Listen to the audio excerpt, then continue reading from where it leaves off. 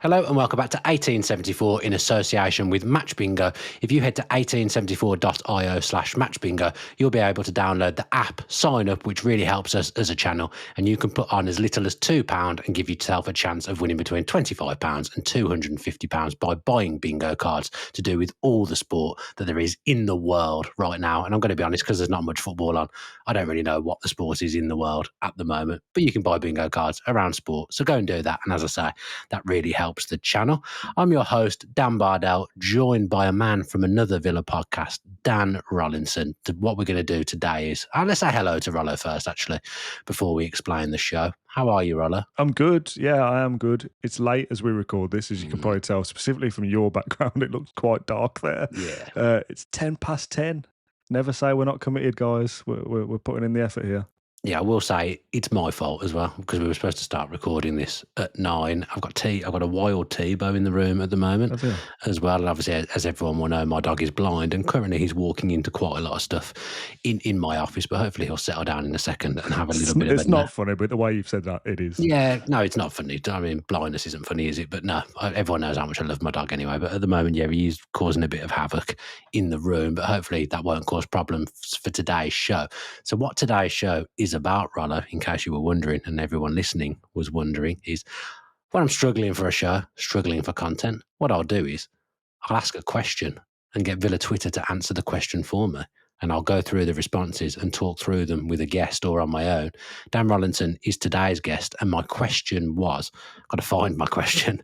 I've took screenshots instead of actually going on the tweet. Can you remember what the question was, Rollo, that I It was something like, what are you most worried about heading into the season? One. Well done, Rollo. Shall I host this? Would that be better? If you want. I think it works better when you host and I give my opinion. So this was the tweet. I'll read it out now. Villa fans, what is your single biggest worry heading into the season? Pick the one thing that's keeping you awake at night and try to avoid just transfers. This podcast, for one. Yeah, very, very, very. I'm worried about it. We'll use your answers on 1874 podcast later. So that's what we're going to do. I've screenshot a load of the replies. I got over 300 replies, Rollo, which is a lot of replies. We're not doing them all, are we? We can't possibly do all of them. So I've picked some that I saw that tickled my fancy. There was one that actually was exactly the same as my one worry if I had to choose one as well. Have you got a worry in mind? We're doing ours? Yeah, we'll do them, but someone else has said mine. Okay, I think mine will have come up as well, to be honest, and I'm sure it will have. Should we save them then? Yeah, if it doesn't come up, if yours doesn't come up, we can do yours at the end. But okay. I know mine's going to come up. So the first one is from Ian Martin, Ian Face 83 AVFC on Twitter. He says Douglas Luiz plying his trade back in the Premier League, but not with Aston Villa. It just won't feel right. Now it's a legitimate worry, but is it a worry or is it just a not like? Wouldn't be something that would keep me awake at night. No, it's something that when I first see him play for somebody else and maybe against Villa, it'll be a bit like, oh, this feels a bit dirty. But I'm not particularly bothered. I'm not sure.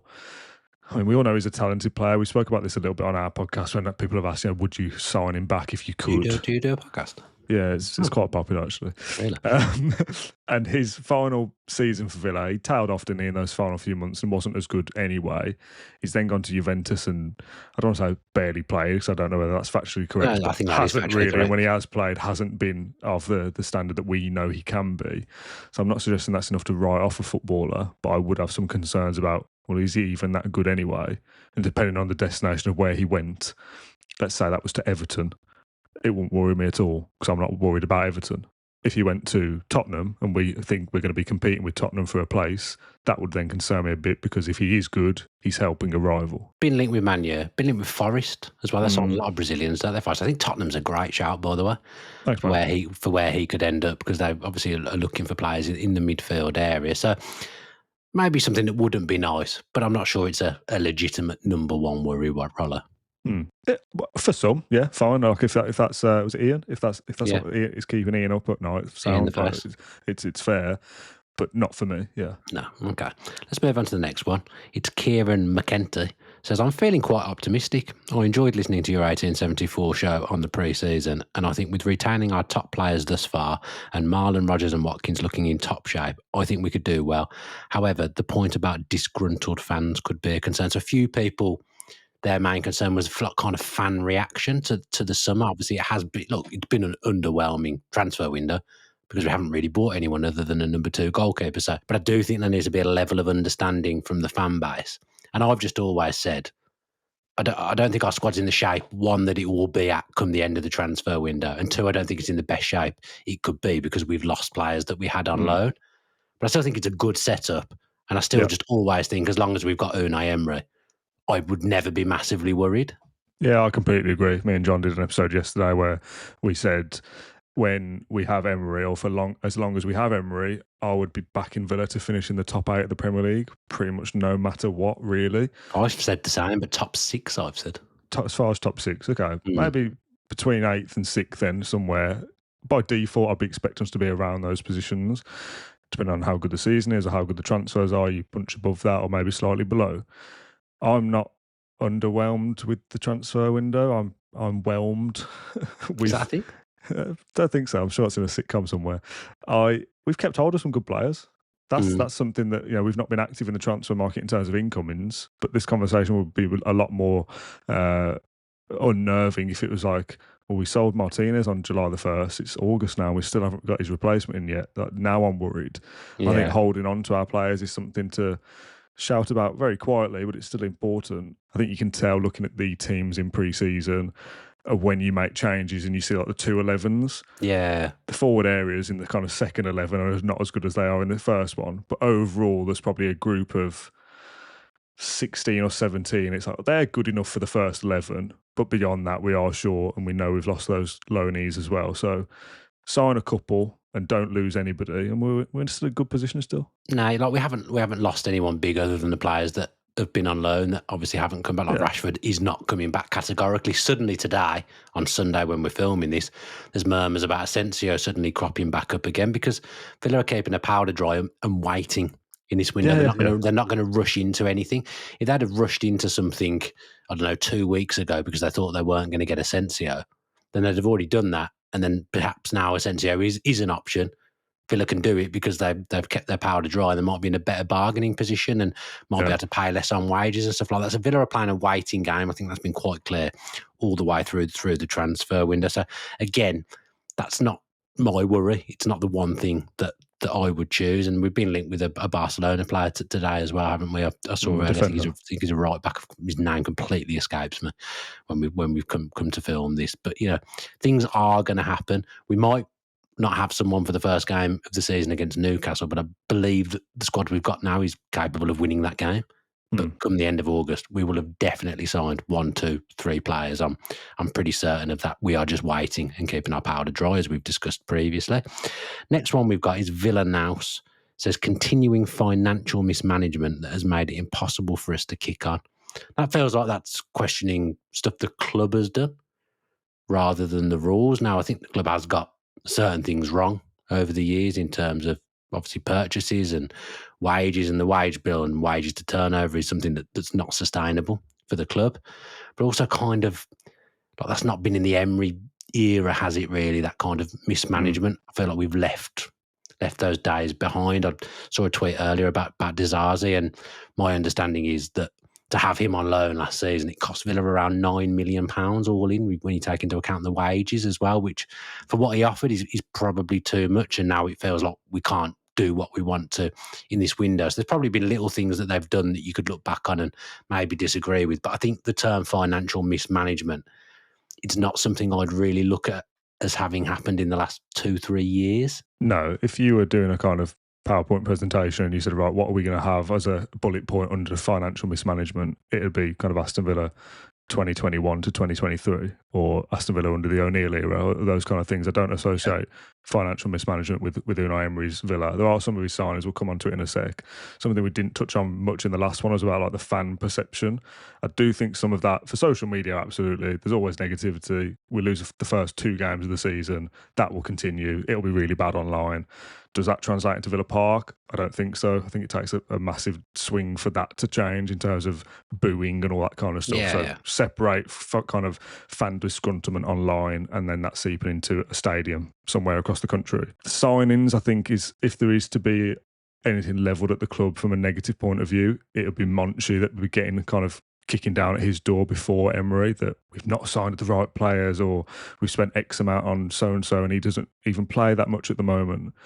I think the thing that I've seen a bit of over the last couple of days with the Oshkan deal to Anderlecht, that, that's not even a good league and we've only just bought him, and if there's a buy option, it's the same we paid for him, and those kind of things, and what are we doing here? And it seems like a bit of a waste of time. But I don't know if I'd say that was a mismanagement. I think you're just kind of trying to skirt around the edge of the rules, and we will sign players. And this is why I've always said this about transfers and transfer windows, and I know your line of work for Sky and stuff is about transfers, and we all have to be excited and buy into it and whatever else. But I don't really. I never have, because how many times have we signed a player and then you hardly ever see them, or you sign a youngster and think they're going to be promising, and they have a couple of loans and then they leave. And I think in this world specifically, where the financial part of the game is probably as important as the actual football match itself, if you sign somebody for a minimal fee, send them out on loan and then sell them for just a bit of a profit, all right, fine. You put that 7 million you paid for them over the course of 5 years, and the 10 million you sell them for, you get that now, and that's enough to sign your next Asensio on loan, and you just kind of keep ticking through it. So Dobbin, Philogene, getting Camera back, selling him again, all those things, I don't put that down as mismanagement. It's just something we're not used to, of kind of playing the game differently, I guess. Yeah, I guess, like, obviously we talk about tactics on the football side. How you're having to get tactical now with the off the pitch stuff as well, because of the rules and the way they are. And I almost commend Villa in that respect with some of the stuff they're doing. I put a tweet out the other day saying, ideally in a difficult summer where Villa are operating under difficult circumstances, now you'd want like a couple of the younger players to suddenly come up and make a big shout in pre-season to be part of that first team squad and almost come from nowhere. Like Arsenal and Liverpool have had 15 and 16-year-olds that have played in pre-season and will undoubtedly now form part of first team squads for those teams in the new season. Villa could do with something like that. Yeah. But I always just do think if that player was there, whether it be someone that we bought in from someone else as a youngster or someone in the academy, Emery's not, he'd use them. He's not going to just leave them or let them go if he thinks they're good enough. Emery would use them. So you kind of have to have a little bit of trust that they all know what they're doing behind the scenes. And to be honest, I do have that trust. I do, like the Nedeljkovic thing. Yeah, we sign him. He's the next best thing. He looks exciting, looks talented, and then we ship him off with an option to buy. That's not exercise. So we just loan him again to the same club. It's like, what are we doing, Villa? He looked good in that 45-minute spell against Wolves or whatever game it was. The staff and the scouting and the analysts see way more of these players than we do, and if they think he's not good enough for Aston Villa at this point in time, and we're not going to make a loss financially, all right, done then. Like, what's the point holding on to players for the sake of holding on to them? Going back to the original point of kind of financial mismanagement, for me, that's Coutinho and a Dendoncker and a Diego Carlos on big wages. Luca Dean, he's turned out to be a good sign in the end ultimately, but that was a big fee with big wages that could have gone wrong. So I think Villa are still dealing with the financial mismanagement of previous regimes and are coming to do these pointless deals for youngsters just to keep themselves ticking over. And that's not a defence of our lack of transfer business. The club want to spend money and we can't. Rules are an absolute killer. I like your T-shirt, by the way. Do you? Piece It's of very gear, smart, isn't it? Where'd you really get that nice. Foundersdesign.co.uk. Link in the description. Yeah, we'll get that in for sure. It's a really nice garment. Should we talk about the black one? Do they do it in black? Do it in black as well. A black T-shirt. The AV logo is white. It really pops off the fabric. I don't have it to hand, although I did get an email from somebody saying they were disappointed that the black didn't have the claret and blue AV on. I saw that. However, I've got a grey one here. We didn't prepare this, by the way, but it is here. What are you doing? I don't even know about this. No, I do. So we ordered it on grey as a sample, and as you can see, the A blends in. It doesn't look good, does it? So it wouldn't work on black either. So check the website for more T-shirts if you like them. Really, really smart. I wouldn't mind one of those black ones myself. You'd think if you were part of the business, you might have one, but well, we can get one sent out, I'm sure. I don't right now. Right, let's move away from Founders Talk, although they sound like a brilliant company. Let's talk about Addison Rochely's post. He said, weekend fixtures after a Thursday European night. Now, I'm presuming there's some squad depth worries within that, but I've got to say, because of the fixtures and the way they fall and the fact that we've got 6 home games out of 8 in the Europa League group stage, I've got to say that doesn't worry me at all. No, not at all. I think if it was Champions League again, even with the home fixtures, I might think about it slightly differently. And this isn't me kind of underselling the difficulty of the Europa Leagues. It still will be. But Villa will go into those 8 league games expecting to win, what, 6 maybe? How many Champions League ones did you win? 5? Yeah. Yeah, so, yeah, it's fair. Win fair 6 shout out of from you. 8 is reasonable. I did think that was a 6 bit of them. adventurous when you said it, but actually it's right. You can win 6 of those Europa League games. Then when you come out of those easier fixtures than the Champions League ties, you're then at home in the Premier League. So, yeah, I don't think that'll be as big of a deal as it was last season. I think it'll be a little bit more like the Conference League season, where it wasn't a thing. No, we were better Thursday to Sunday than actually we were like Wednesday to Saturday or Keeps whatever the it was rhythm in the going if you're Champions League. playing well, whereas the Champions League was always a bit more kind of, don't know.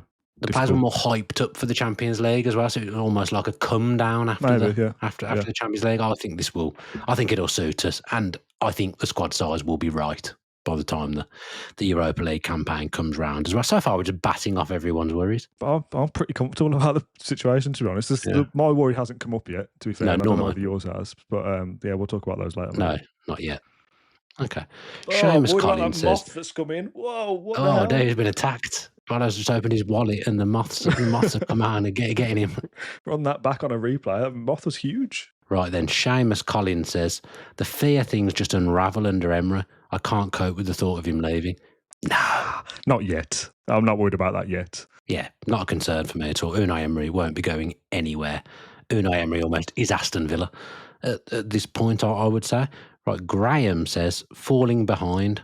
I feel we're an elite level attacking player short from last season, but those ahead of us, the top 4, have increased the gap. Also feel we're 1 or 2 key player injuries short of a mid-table or worse finish. And I think some of what's been said in there is actually pretty reasonable. Yeah. I don't think that's an over-the-top tweet by the way he's described it, Graham there. I will say that kind of, one, I think the squad will be addressed. I think it will be at the right level by the time the season starts. The injury thing at the moment... Or again in January. Yeah. Look, the injury thing is fair. If Watkins gets injured at the moment, as much as I think Marlon would do a job as a number 9, he's probably not a natural bona fide centre forward there. And you're then taking him away from the... Yeah, he's a great finisher, but I think he's a wide player. He's like an inside forward. You're then taking him away from the right-hand side and someone else has got to play there. Does that mean Rodgers gets put there and whatnot? So, yeah, I can understand that. Like, we used to worry if Martinez got injured, Olsen's got to come in for a sustained period of time. But I think now Bizot looks like a more accomplished goalkeeper to me. So that's one less worry. But the other teams have improved. And there's that kind of well-known kind of school of thought that if you're standing still, you're going backwards. And I can't say that Villa have stood still. I think they're slightly beneath that at the moment because of Rashford, Asensio, Disasi not being there with 3 players short at the moment from where we were at the back end of last season when we were a really, really good outfit in the back end of the season. So I think that's a reasonable fear, I would say. Yeah, I think of the ones we've done so far, I resonate with that one more so than the others. However, it's the 3rd of August. I think we'll be in a better shape and won't feel that same way about the squad come the 3rd of September. So immediately it almost feels a little bit futile to go too heavy on the squad's not ready because it might be in a couple of weeks' time. I think most clubs are a few injuries away from dropping down the league, no? You've got the top 3, for me, are Arsenal, Manchester City and Liverpool in some order. Yeah. They're the top 3. That I think the best Villa could finish even now would be 4th. Probably the worst could be 7th, 8th. That's my opinion at the moment. Maybe they could finish lower than that, but that's what I think at the moment. Chelsea have improved. They're going to be riding the crest of a wave because they're the world champions. So they got momentum at the moment. Newcastle have had a difficult summer. Tottenham are having a difficult summer. I'm not massively concerned about Manchester United at the moment. We're having a difficult summer. Forest have had a mixed summer. Forest won't be as good next season anyway. Do you not think? They've got to balance Europe as well, haven't they? Forest for Europe, I don't know how much that will impact them, if they'll really go for Europe or whether they'll kind of stick with trying to finish as high in the Premier League as possible. But I think if Forest finish in the top half, they've done well. Yeah, they'll play. They've never done the Thursday to Sunday. Yeah. So they've got to use it. People don't realise how well Villa did when they were getting used to that Thursday to Sunday to finish 4th. Like that was an incredible achievement. But I do generally get the worry about some of the other teams because I do look at like the 3 that I mentioned. I think are the top 3. at the moment, I'd have Chelsea probably fourth. I don't think we need to answer this one, but I'm just going to read it out. It's from UT Villain. Says, in all honesty, my biggest worry is the current malaise in the fan base. We've seen it many times over when the criticism and nervousness spills over from the fans to the team on the pitch. We have so much to be positive about and need to be behind the team 100% from minute 1 to 90. We are the 12th man. No, I generally think there is an overreaction, but then it's just social media. And then also, people some of my mates that text me, like I have a mate, I know exactly who he is, texts me nearly every day. Every time anyone else signs someone or we apparently miss out on someone, he's panic stations all the time. But he was probably panic stations the summer before and panic stations the summer before that. And things have been okay. So I think it's just a pattern. And I do think social media is not a great barometer at times of where things are actually at. Right, Christopher Franklin says, we haven't addressed the single biggest elephant in the room. We're still conceding ridiculous goals and have done so for almost 18 months now. I think there's a bit of reinvention of history there because that probably did happen in the first half of the season up until about January, February. But then after that, we were good defensively. Yeah, we were good for that spell, weren't we? Yeah, I still think we conceded the odd first shot on goal here and there, but largely that stopped. We consolidated and were much better defensively, kept more clean sheets, went on a good run. Just because we conceded a bit of a silly goal in pre-season the other night in who we were playing against Nashville, like the stuff that happens in pre-season doesn't usually spill over into the actual season. So I think a bit of reinvention of history there because Villa cut that out largely in the last part of the season, I would say. Yeah, it's frustrating because we're going to concede goals next season, we're going to lose games, but you want to be undone by a piece of quality from the opposition that you feel like you can do nothing about. And so many times last season we saw Villa concede goals where you think, oh, you could have avoided that. Right. We could have. Claret and blue, mate. Just come on here with the body mouth. We could have done something there. Surely that's our own fault that we've conceded and lost that game because of that, and that's frustrating. However, I don't think those do seep onto the pitch to the team from the crowd, apart from games where it's going badly wrong, like Palace at Wembley. This looks bad and we all know it's bad and it's going to be bad. But in a game where it's 0-0, I don't think you get those grumbles and frustrations in the same way as you do online, as we said before. Yeah. Okay, let's move on to the next one. Aaron Roberts actually used to play football with Aaron Roberts as a youngster, and he can vouch for... Can he do a job on the right wing? He's a good player, actually. Empty seats. With the current pricing structure, I think we are one bad run away from not being able to sell out. People won't pay £90 if we aren't performing, in my opinion. Now, aside from the Champions League, I do remember the kind of first half of last season where obviously the prices were high. We weren't really performing, were we? We'd won 6 in 23, I think, at one point in the league, and the grumbles were starting to come around prices, and there were more empty seats in the non-Champions League games from what I remember. So I do think, well, that's not something that would personally keep me awake at night. That's for the money people at Villa to probably be kept awake. But it's a legitimate thing, I think. Yeah, definitely. I think it's something to be mildly concerned about, I guess. Obviously, we're both season ticket holders and we'll be there kind of regardless of performance, I suppose. But it's those floating fans, for want of a better phrase, of if that match ticket isn't sold by them, is someone else going to kind of come in and swoop it if they aren't playing well? And traditionally, I suppose the answer would be no. And if it costs a lot to do so, even more so likely to be no. But you'd like to think, A, Villa will be good, and that shouldn't be a problem anyway. And B, there's enough demand that even though they are expensive, somebody else will go, well, yeah, but I haven't been for a few years, so it's not that expensive to me. And that's the kind of supply and demand, I guess. Also, most people as well don't want to be floating fans. Everyone wants to go every single week, but circumstances obviously dictate what you can do. And I mean, if you haven't got a season ticket, it's been made pretty hard to go, hasn't it? Especially if you want to go every week without a season ticket, you're looking at an awful amount of money at the moment, the way things are. Emlyn Hall says, and this is a ridiculous one, I think we're 2 or 3 injuries away from a relegation battle. And that's the spirit, isn't it? That's the way to look at things. Not at all. I mean, like we've said, I think Villa go into this season, and when we do our pre-season predictions, I wouldn't put us lower than 8th, even now, without any signings. No. A couple of injuries, yeah. I mean, if Watkins and Martinez are injured for the season from the game week 1, we're going to struggle. Would we be relegated? still no, like maybe like 14th or 15th or something, but we wouldn't No, be in not even that. danger. Never But bottom that's half. that's worst case scenario for me. Like a Tottenham season, you're right down there, but you're never in danger of actually going down because there are comfortably 5 or 6 teams that are going to get 35 points max. I don't know. I should have checked the account out to see whether it was a parody account or something. I don't Maybe it's a think Blues it fan. probably isn't, but yeah, I don't know. Maybe it's a Blues fan after your recent Blues podcast. Someone did put a tweet in a worry that I would just do Blues content for the rest of the season. So unfair. Why you do one podcast that's questionable and people, base your whole life around it. That's Hot the Diggity internet. D, friend of Claret and Blur, Hot Diggity D. Yeah, friend of our Wi-Fi. Yeah. Friend of ours, friend of us all, says that Rodgers will be pushed out wide. I don't think he will be this season. No, I don't think he will be, but that is something I would also be worried about. His kind of just shoehorning into the side somewhere and him not being very good because of it. The current state of the squad, I think he's the starting central 10. When I look at the squad shape at the moment, I think it's going to be Marlon or Bailey wide on the right. Or McGinn. No, I think McGinn out McGinn and Ramsey on the left at the moment. Okay, yeah. And I think Rodgers is just a lock as the number 10. And then you've got Buendia at the moment backing him up. Yeah. I don't think Buendia will be here, do you? Rodgers ain't going to. Well, I don't know. I wouldn't rule it out. I really, really wouldn't rule it out at the moment. I think Buendia is one that if there's an offer for him, we would want to move him on. Okay. But if the offer doesn't come that Villa deem acceptable, then yeah, he'll be here, I guess. The next one is my concern. I didn't write the tweet, but it is my concern. I want to say his name's Dalian McGuffey, and he was named after Dalian Atkinson. Yeah.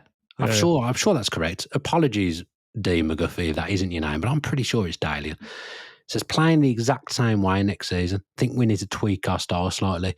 We've become very predictable, and I think teams have figured us out. I mean, Jacob spoke about this a few weeks ago in that you have to evolve constantly at the highest level because teams have analysts and will watch so much footage of how you play. And it's fair to say under Emery, Villa, although there is always tweaks, the basic setup is the same, like kind of 4-4-2 out of possession.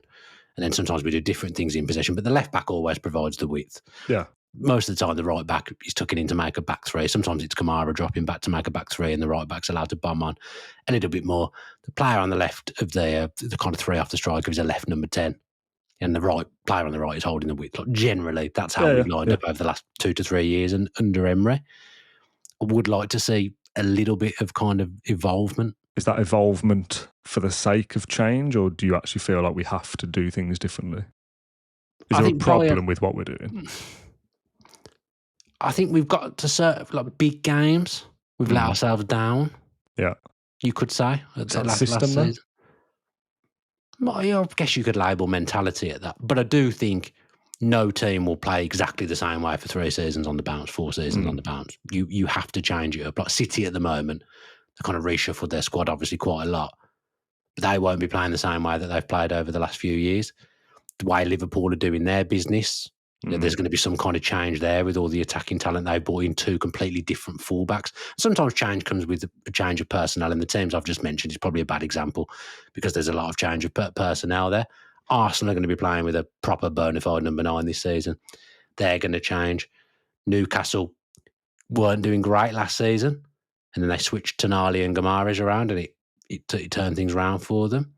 Like Villa have been really, really good, really, really consistent. If you were to look at a league table over the last 2.5 years, we'd be probably, I'd say, 5th, maybe even 4th in that table. But I do think at some point you do have to evolve ever so slightly because you do become a bit predictable.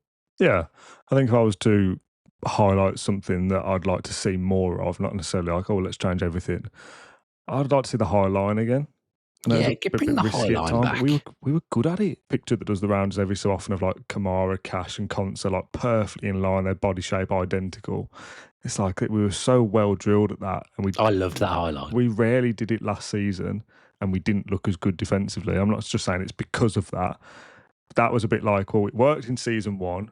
We changed our style in season 2. It didn't quite work. So why did we change it last year? What changed to make us change it? Can we go back to it, please? Because it was quite good. Yeah, I used to love that high line. It's good. We were so well drilled with it. It was risky at times that we were a little bit caught out, but generally it was good for us. Yeah, I agree. I loved the high line. I did. Next one, Sean UTV says, worries that we might get Thomas Bramwell again next season. You wouldn't want to be Thomas Bramwell coming to Villa Park next season, would you? No, you really would wouldn't. not want that at all. I'd actually be putting a request in if I was him to not do an Aston Villa game. He won't get given one, will he?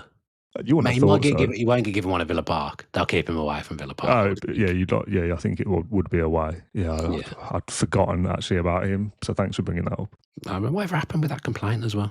Jacob said that something did happen, but it never got communicated. Oh right. But I think there was a reply from what Jacob said on one of our shows. Right, Ryan says, Ryan 50969457703 says, as of today, it's goals outside of Watkins and Rodgers. It's why I'm okay with a Ramsey exit if it means a 10 to 12 goal a season man comes in on the left. Ding, ding, ding. That's my worry as well. Yours? Yeah. I don't think there's enough goals in the team apart from Watkins and Rodgers at the moment. I think Marlon could be that from the sparks that we've seen and the thing of, he looks like a new signing because he didn't play much last year. If he gets double figures in goals in the Premier League, brilliant. That's exactly what we need. But if you look around the team from last season, was it Duran was our third top scorer and he left in January? Someone's referenced that in one of the comments. I don't know whether I screenshot it, but someone said Duran was third top scorer. Yeah, and then behind that, you've got like the likes of a Tielemans and a McGinn on like 2 or whatever it was, and no because you're taking away scored. Asensio and Rashford's goals as well, aren't you, at the moment? At the moment, yeah. Did Conso actually score 1 in the league? Possibly. But, scored his Wolves. Like Tyrone Mings, no goals. It's for a big strapping lad. How are we not scoring goals from corners? England needs to get some goals. Everyone knows I love Tyrone Mings. You love Tyrone Mings. Yeah. But Tyrone, let's have a goal from a set piece once in a while, please. A couple would be nice. Like you want Watkins is going to get 15 to 20, I would think. Rodgers, I think, is probably going to get double figures goals, I think, this season. Yeah. Marlon, I'd want to be close to that. Ramsey or whoever plays on the left regularly, I'd want them to get more than 5. Ramsey's the one. If he could get back to the level he was at when Emery first came in, pre-injuries, you are getting double figures from that guy. Yeah. But we've not seen the evidence of that at the moment. And then if you likes of Tielemans and McGinn, Kamara, McGinn's capable as well. I'm not expecting Kamara to get 4 or 5 goals, but McGinn should be getting 5 to 8. I think Tielemans the same, really. A couple from your centre backs, your full backs in the positions they get into.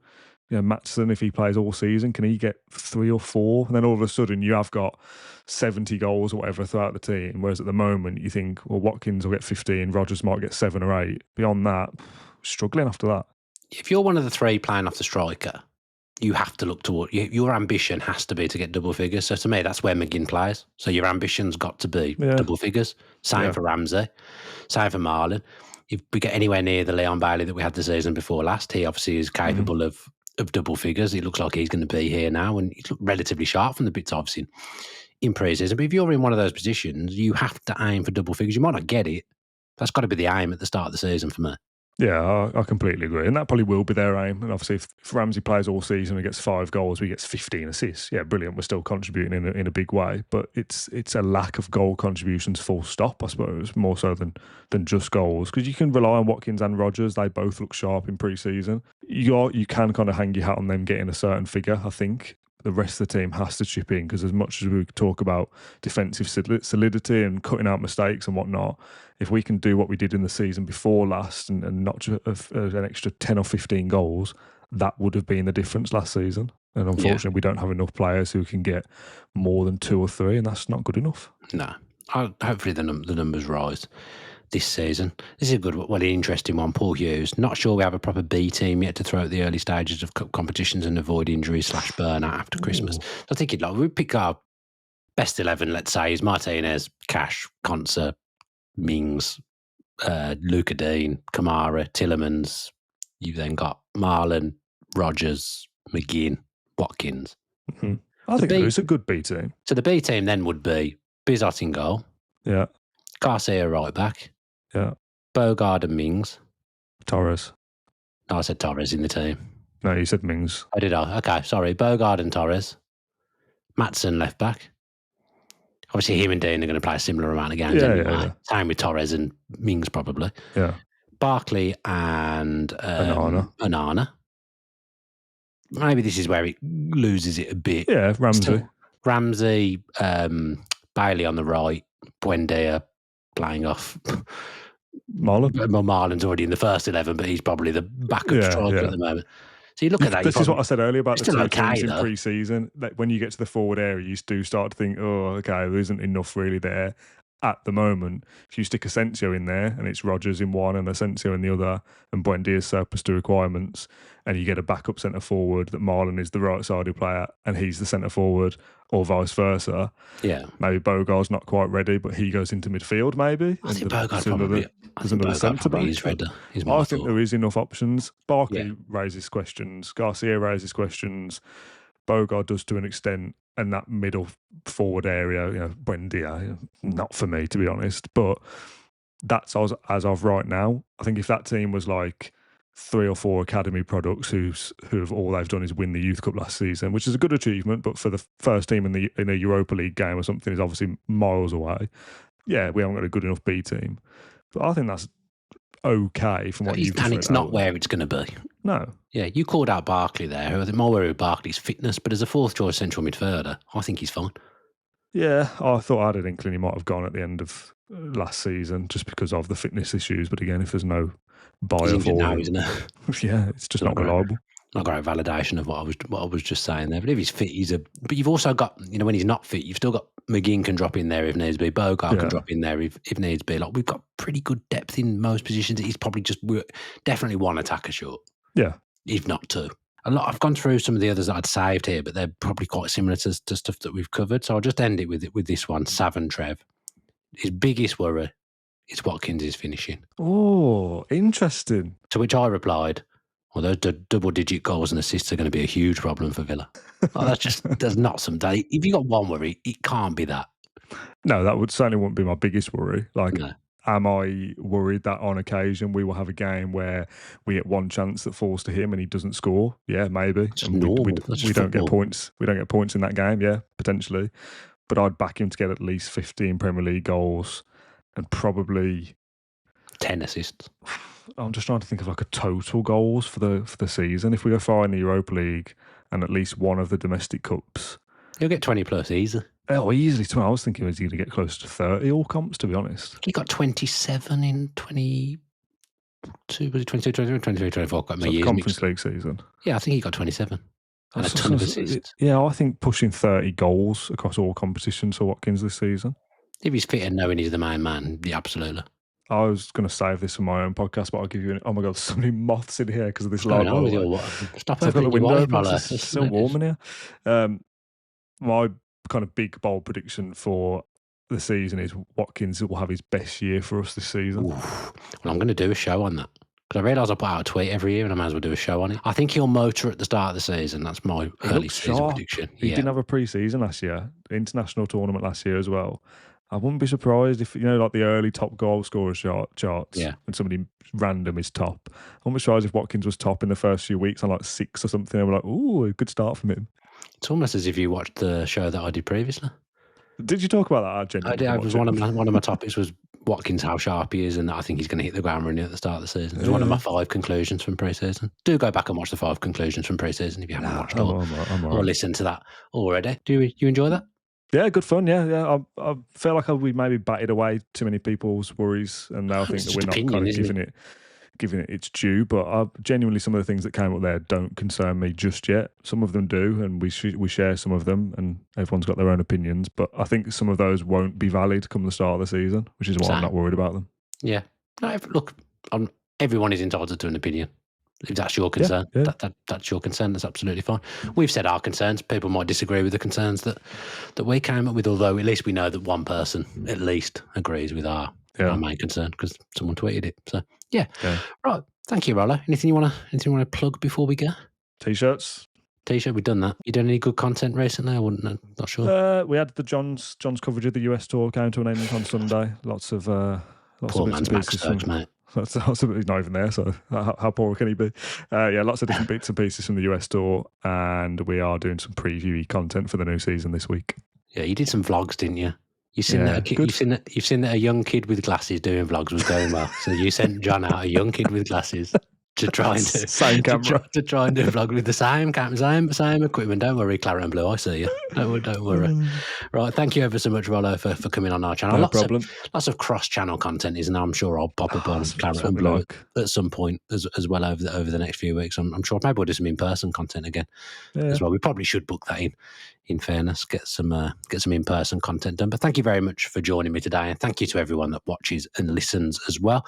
If you have watched via YouTube, give the video a like, subscribe with your post notifications on. Let's get those subscriber numbers up. Let's keep Claret and Blue away in the subscriber numbers, and let us know your biggest concern in the comments as well. If you're listening via Apple and Spotify, then leave us a review, give us 5 stars. I know Rollo's always asking for reviews on the Apple podcasts as well. Actually, don't. I thought you did. I saw a tweet. We do a lot of nice reviews. So if you can do that for us, that's really appreciated as well. I'm back off holiday now, as you can see, because I'm here. So there'll be loads of content coming up on the channel, and soon we'll be able to get into our normal rhythm again with previews and whatnot, weekly podcasts with Greg, everything that we normally do. But there'll be stuff pretty much every day moving forward. I've got nothing left to plug. Keep your eye on our social media channels as well, so you know when content's coming out. Hopefully at some point Villa sign someone and we can just jump on and do an impromptu live show. That would be nice. But if they don't, plenty of content anyway. Have a great day, whatever you're doing, and as always, up the Villa.